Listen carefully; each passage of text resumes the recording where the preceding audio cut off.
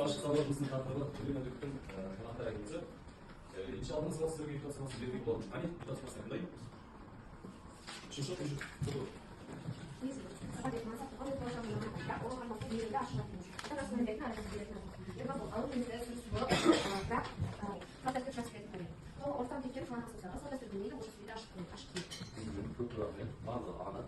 İkinci soru. Oradan oluyor. Сапарбек өзінше қиын жағдайда жауапкершіліктен қашады адамгершілікке қарсы ерғабыл сабырлы байыптың көпті көрген қамлы ойлау қабілеті терең аспандияр мінезі күрделі көп қырлы өз пікірін ашық білдіре алады. Ақылдан жайсын сөйлейді. Сапарбек геолог ақылдан салт дәстүрін білмейді. Тоң ақсарым орыс жайлайтын өзін білмейді. Қазақтың дәстүрін білмейді.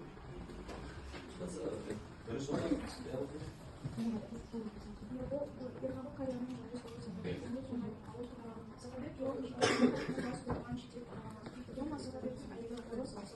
Жеңіл Сапарбекпен туған қоштасу еді. Әже Ерғабыл картына елден келді. Көп рахмет.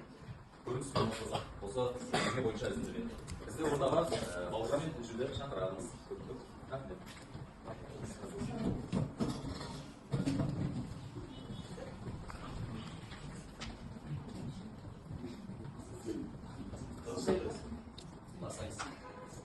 Шақшамайда.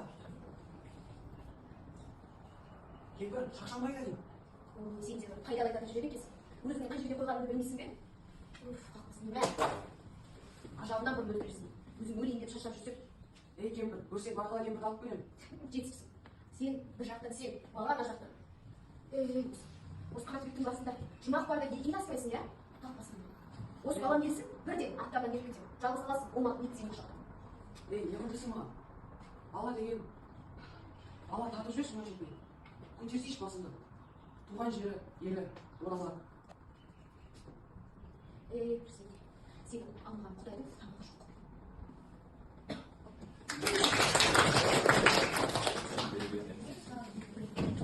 Қошасы берген ол ма?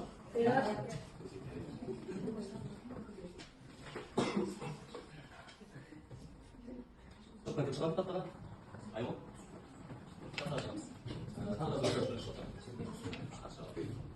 Екінші жолда тақтаға бір оқып Бауыржан, әне шық. Үшінші топтан аяқ. Тағы бір оқып. Жақсы шығып. Алтын қандай ұяшықты таңдайды? Қазір айолым 3.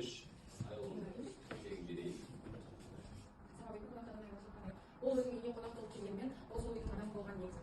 Ол қонақтардан айырмашылығы сол үйдің иесі секілді әкесінің орнына сөйлеп, өзінің барған жерлеріне сапарға туралы айтып, бірақ ол негізі сол үйдің иесі сол қара шаңырақтың иесі болып келеді. Бірақ ол алыстан қонақ етіп үйіне келеді. Бірақ ол қонақтарда сондай айырмашылығы бар. Айолымға келсеңіз бе? Рахмет. Айолым отыра қойыңыз. Келесі. Бірінші. Ерғабыл қарттың арманы не? Ерғабыл қарттың арманы өзінің бала Сапарбекпен бірге өмір сүру, Сапарбектің ауылға келіп көмектестіруі, олар қартайған шақта сақталады. Яғни сіз басыңның қара шаңыраққа ие болғанын армандадыңыз ғой ма? Жақсы. Келсеңіз ба? Оқушылар. Рахмет. Келесі? Аяш. 5. Ол мақтан әке. Ол шай құя алмайды, ол қазақ тілін білмейді. Мәңгі. Қосыламыз ба?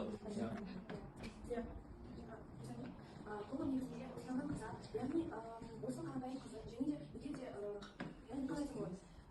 Жаңа сезімге байланысты ол себебі шай оқиғада тек оның енесінің еркіне ғана құя алады, және де енесі жылына бір рет келеді. Жаман келін деп айналыңыз ба болмады? Оның жасында болды ма негізі шығар? Қалай ойлайсыз ба? қалада өскен көбінесе ондай салт дәстүрге жақын болғандықтан сондай болып тұр. Енді қалай қараңыз оны қалай көрсетші? Негізі бір жақсы іс-әрекет бар болған шығармада. Ойлап қараңыздаршы, есіңізде айрау. Соңында Сапарбек менің әйелім Тома сіздерге де жыл бойы жинаған 20 теңгені дүние сұрап қалдырды. Егер менің қолымда тұрса, мен бірден жаратып жіберген де өзінің ата-анасына Томаның жинаған нәрсесін қалдырғысы келген. Бірақ оның ата-анасы оны қабыл алмады. Сонда Томаның осы жақсылық туралы айтылған. Жақсы, айрау келсеңіз. Бірақ Тома шынымен де солай жасады деп өзіңіз ойлайсыз ба? Бұл жерде астарлы иә сосын тағы жаңа самогон деп тұрған иә самогонды есть самогон поспешно апалайтин или айтин дейді.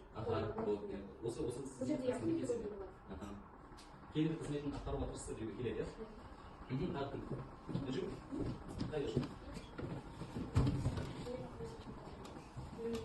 себебі бұл жерде әңгімеде имамның яғни сол қара шаңыраққа қонақ ретінде келген яғни керісінше сол қара шаңырақта өмір сүретін адамның сол қара шаңырақта ата анасына қолғанат болатын адам керісінше қонақ ретінде келгені бұл өте дұрыс емес яғни соған байланысты қонақтар тақырып еткен яғни керісінше сол үйде қызмет етіп сол үйде ары қарай жаңағы ұрпақтарын сол ауылда жалғастырып керісінше сол ауылдан кірген сол әулетті үлкейтудің орнына керісінше қалада өзінің кешесінде қонақ ретінде келіп тұр бұл сол себепті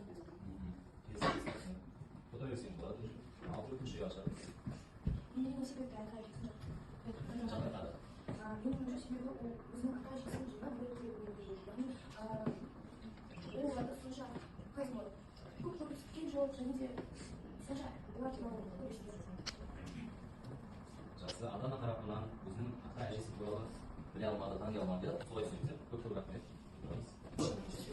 әңгіменің тақырыбы мен идеясына басынан жазылыңыз әңгіменің тақырыбы мен идеясына екінші топ сіздерге тапсырма шығарманы композициялық құрылымын сатылы кешенді талдау композициялық талдау шарты түсінікті ғой үшінші топ тыңдаңыз автордың қара ағымға қарса қарға ағым жер мың болар деп нені айтқысы келіп отыр осы оқиғаға қандай мақал мәтел лайық деп ойлайсыздар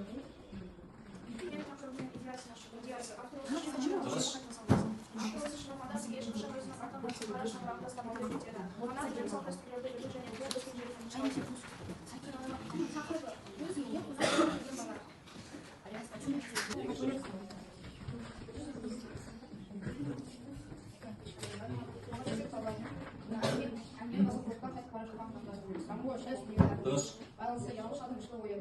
Diğer bir sabibin akan gibi istiyor. Ben de bana soruyorlar. Hatta şu cinsler bu göz anayla diyor. Adam da diyor o sana bu kadar olursa. Keşke oradan geliyor.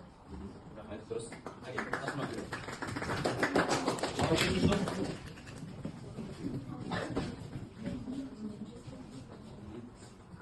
қара ағымға қараса қара ағым жер болады.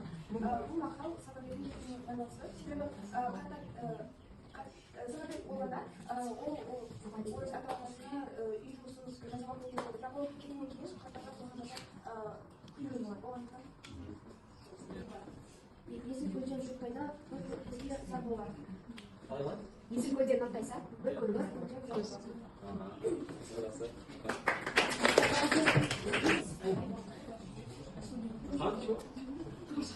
ат жеріміздің қазынасы егер мен сапарбек болсам осыған қарасын ары қарай жалғастырып бес өлең жазамыз әрқайсысы дәптермен жұмыстаймыз ат жердің қазынасы егер мен сапарбек болсам әркім өз ойын өз ойлағанын өзінің шығармадан естігенін сапарбек болып осыған қарасын айтып қалады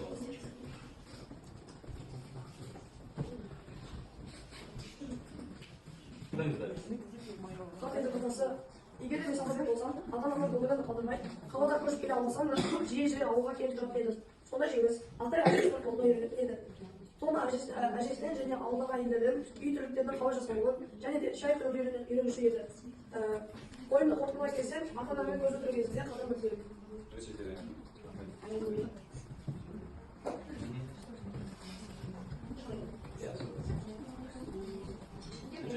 егер мен сапарбек болсам мен ата-анама жиі келемін яғни апта сайын келіп қашадай сұрасып керек шараны алып келемін қанша жерде мен мансап тұрсам да ол менің атам мен өз борышымды орындап қандай шақтарда баласының қызығын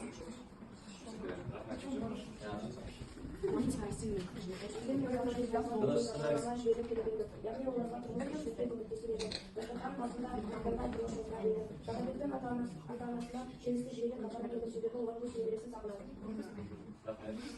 аяусыз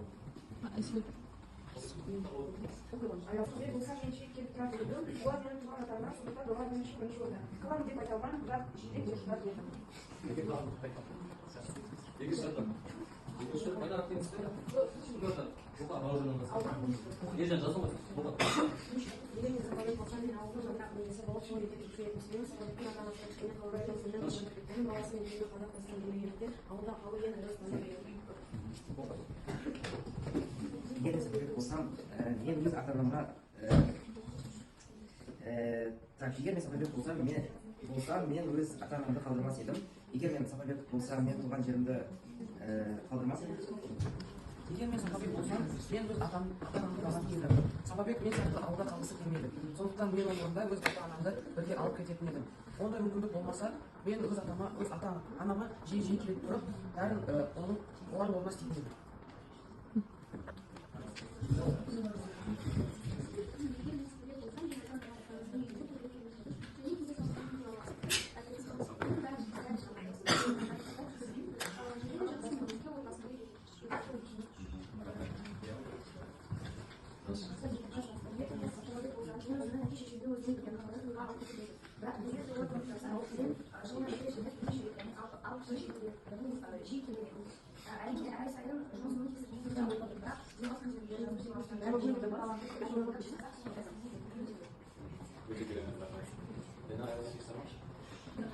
Егер мен Сапабек болсам, мен анамның көзінің орнына қара шаңырақта ата-анамның қасына болып жүремін. Себебі мен жалғыз бар едім. Ал өзім бірнеше ұлым болғанда, тек біреуін өз қолымда ұстап, қалғандарын ата-анамның қолына жіберген едім. Ата-анамның ризасымен алғанда ешқашан болмады. оқушылар станцияға барлығымыздың есіміміз жазылып жазылар аударамыз. Біздің аты түзеліп, сол адам орнынан тұрып, сұраққа жауап беретін болады. Жазма? Жазма?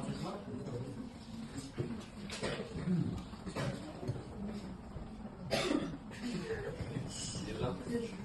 Мен әкесіз қай жылы дүниеге, қай облысы, қай жылы дүниеге келді? Қостанай облысы неге ауылда дүниеге келді?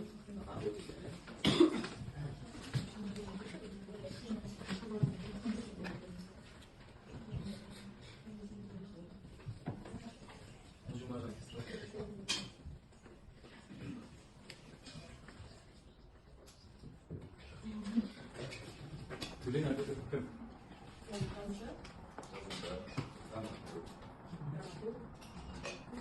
Есімнің есімі келеді.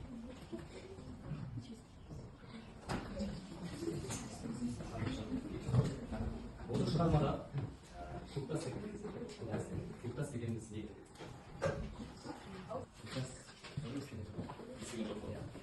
Не жоқ? Орнымызға тұрасыз.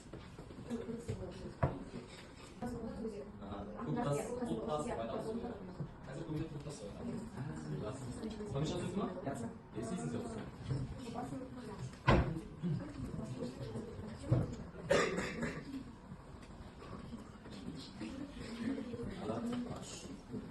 Қонақтар әңгімесі не жайлы?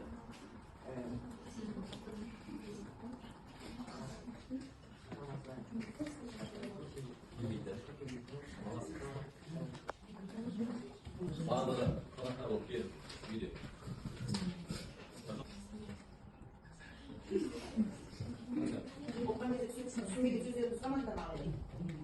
Осы шығарма желісі бойынша шығармада осы номері 2-ші фирманың санитары кім? Номері 2-ші фирманың санитары кейіпкер яғни. Кейіпкер күйші. Әзір осы шығармада қазақтың ұлы тұлғасы Абай Құнанбаевтың өлең жолдарынан үзінді келеді. Қандай? Шығармада Абай Құнанбаевтың өлең жолдарынан үзінді келеді. Иншалла спикерлерге бүгінгі сабақ бүгінгі өткен сабақ бойынша қойылған сұрақтарыңыз бар ма? Бүгінгі сабақта түсіндірген сұрақтарыңыз бар ма? Аяулымға көп рахмет, аяулымға айтқысыз. Ержан